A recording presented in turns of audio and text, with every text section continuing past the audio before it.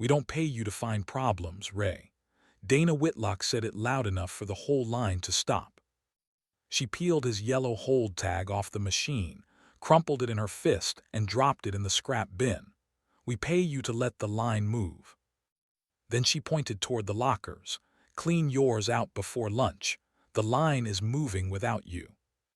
Over by the tool cage, a man named Mark from shipping laughed first. Then another man did. 11 years on that floor, Ray Calloway had never passed a part he knew was wrong. He did not look at the men laughing. He looked at the breakroom doorway, where his 8-year-old daughter stood in her red coat. Ivy had come to wait for him, the way she did every Friday. She did not know what a friction disc was. She knew grown men were laughing, and that her father was not. What none of them knew, not Dana, not Mark, not the buyer flying in Monday, was this: the part Ray refused to pass was still inside that machine, and by Monday morning it would say louder than Ray ever had that they had laughed at the wrong man. Ray was not a loud man. He was raising Ivy alone in a 2-bedroom rental on the east side of town. Her mother had been gone 3 years, and Ray had learned to braid hair badly and pack lunches well. The Kestrel job held all of it up. It paid the rent, the field trip slips, and the winter coat that was already too small. On his kitchen table that night sat a bank letter with a red line across the top. He had counted on that month's overtime to move the red line. Now there was no overtime because there was no job. The next morning his old supervisor called, quiet, off the record. Dana had left a release form on her desk with Ray's name on it. Sign it, take back the flagged batch, and the firing became a suspension. His badge would work again. The rent would clear.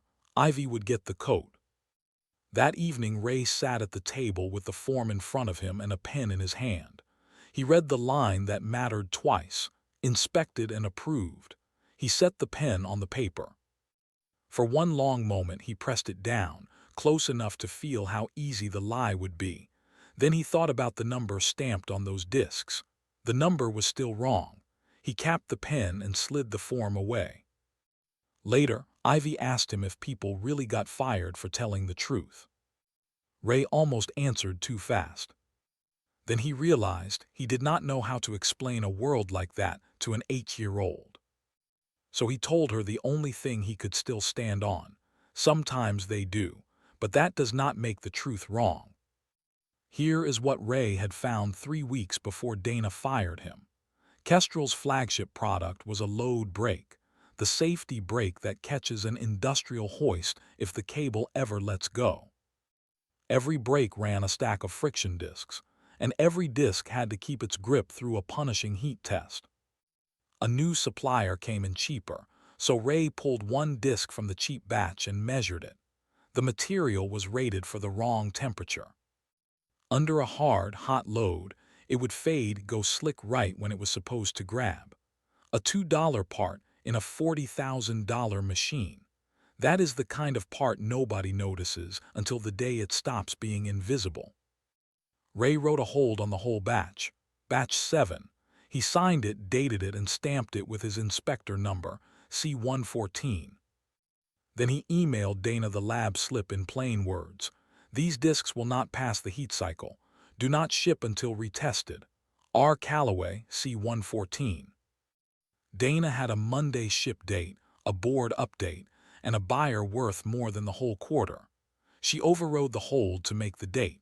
She never entered Ray's lab slip into the release packet. And after she dropped his tag in the scrap bin, Ray's old supervisor pulled it out before the bin was emptied and filed it in QA. It did not save Ray on Friday, but it did not disappear. Ray came in Monday morning for one reason: to pick up his final check and the last of his things. He stood at the back rail in Friday's jacket, holding a cardboard box, meaning to be gone in 10 minutes. He did not know the demo was that morning. The buyer was a port authority running cargo cranes up and down the coast. Their lead engineer, Priya Raman, signed for nothing she had not watched work. So Kestrel set up a live certification demo on the plant floor. One brake unit on a test rig holding a rated load through a full heat cycle, buyers on one side, two trade reporters on the other, the crew along the rail, Ray among them. Grant Larkin, Kestrel's plant president, stood near the reporters with a folder under his arm. The quarter closed that day, and Dana had promised him the Sentinel demo would not move one more hour. Dana walked the floor calling the Sentinel line the safest break in the industry. The unit on the rig was loaded with disk batch number 7, the batch Ray had flagged, the batch no one had retested. Priya asked, mild as anything, whether every disk had cleared inspection. Dana said every one, and she smiled. The load began to lift, and the room settled into that low hum of people hoping nothing goes wrong. For 90 seconds nothing did. The brake held and Dana's smile settled in. Then the numbers on the readout began to move the wrong way. The holding force did not rise with the heat. It dropped. Priya's eyes moved first. Then the engineer beside her stopped writing. The disc was fading, exactly the way a $2 part fades when it was never built for the job. The load slipped 1 foot, then 2. Then it slammed down onto the rig's safety catch. With a bang, everyone felt in their teeth. The catch held, no one was hurt. But the brake had failed in front of every person Dana needed to impress. Priya did not raise her voice. She walked to the rig, reached in with a gloved hand and pulled the scorched disc out.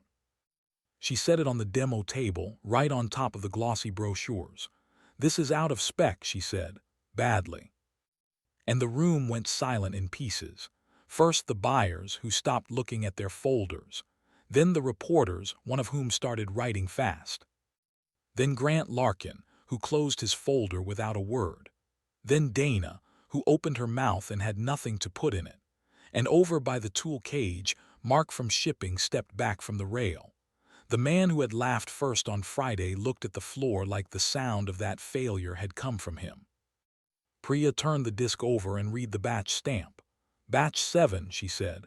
"Who cleared batch 7 for this demo?"